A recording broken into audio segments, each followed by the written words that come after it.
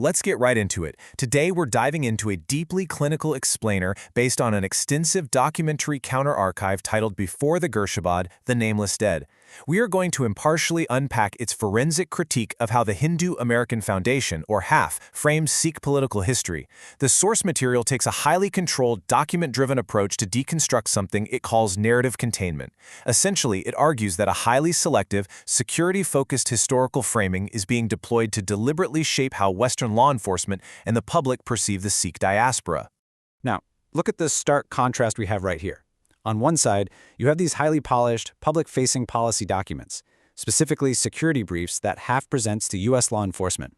On the exact opposite side, you have the trauma-informed physical reality of unwritten missing death certificates.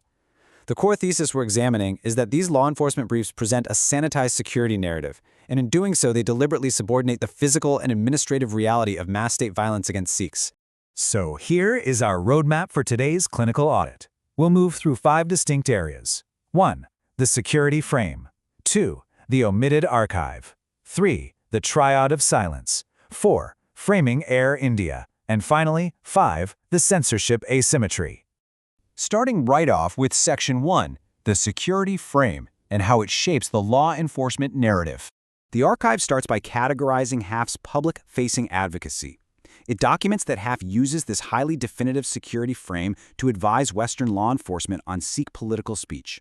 They literally define an entire spectrum of diaspora political expression strictly as hate, violence, and extremism. According to the critique, this completely flattens a complex history. It takes a community whose political mobilization is deeply, intrinsically tied to historical trauma and reduces them into a mere security threat to be monitored. To maintain a strictly forensic tone throughout this explainer, the source material uses 3 very specific evidentiary tags, and we need to understand them. First is approved finding, or PF. This denotes adjudicated judicial facts or official government admissions. Next is a documented allegation, or DA, which refers to claims supported by human rights reports that just haven't been fully adjudicated to the highest legal standard yet. And finally, an analytical inference, or AI. This represents reasoned conclusions drawn from institutional patterns and omissions.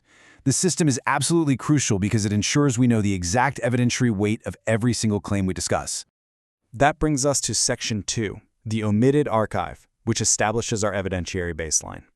This brings us to the physical evidence that the archive argues is being deliberately suppressed. The crux of the argument rests on this specific proved finding, 2097.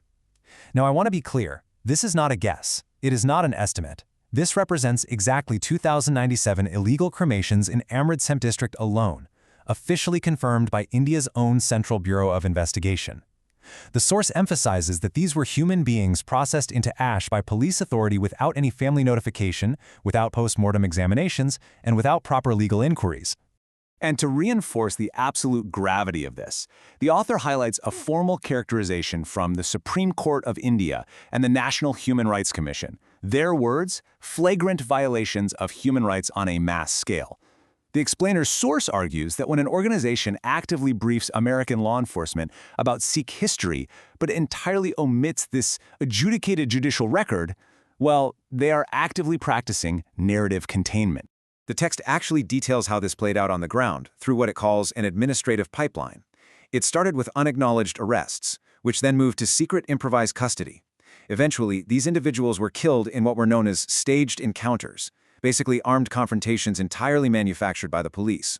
Finally, the bodies were disposed of through unidentified administrative cremation.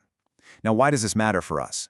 Because it demonstrates, step by step, how living citizens were systematically converted into administrative residue, completely bypassing the rule of law.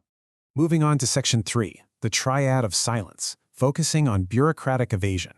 Here we transition away from the police who are actually pulling the triggers, and we look at the civil administrators who held the statutory power to stop them.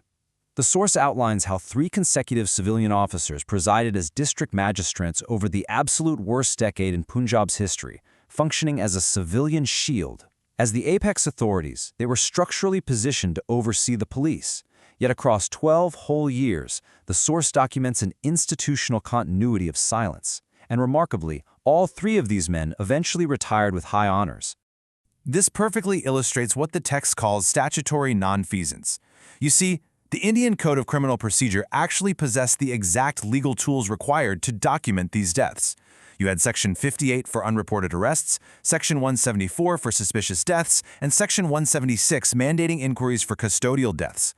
But the source argues these civil administrators systematically evaded these mandatory magisterial inquiries. They created a deliberate, calculated silence that allowed thousands of illegal cremations to slip through without any bureaucratic friction whatsoever. Which leads us to a particularly grim proved finding.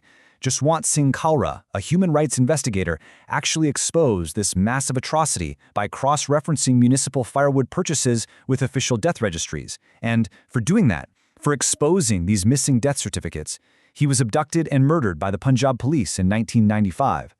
The counter-archive points out a glaring omission.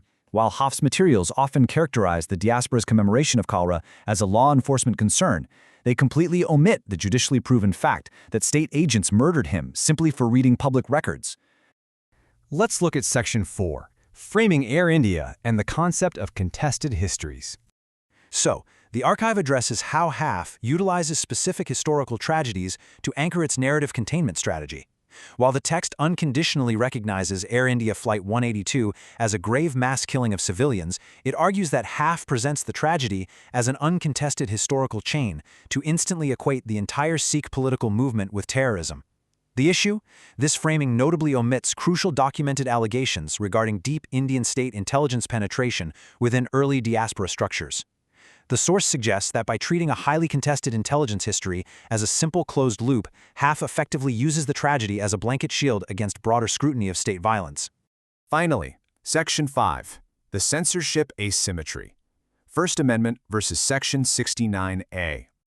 When we look at the modern geopolitical consequences of all this, the archive highlights a massive viewpoint asymmetry. On one hand, HAF utilizes the full protection of the U.S. First Amendment to freely distribute state-aligned security narratives to Western law enforcement. But conversely, the Indian state actively deploys emergency blocking orders, specifically Section 69A of their IT rules, to literally scrub publications like the Death Certificate Project from the internet. The source points out the profound contradiction here. A self-proclaimed civil rights organization enjoys protected speech in America, while remaining totally silent as the counter-archive of Sikh genocide documentation is legally suppressed and censored abroad. To wrap up this explainer, the source leaves us with a highly demanding, provocative question. When an organization inserts itself into the domain of another community's political expression to brief law enforcement, do they incur an obligation of factual completeness? If they are mapping out security threats, shouldn't they also map out the 2097 CBI-confirmed illegal cremations, the evaded inquest laws, and the systemic administrative erasure that birthed that community's political grievances in the very first place? It's a critical question about accountability, the power of the archive, and ultimately, who gets to write history.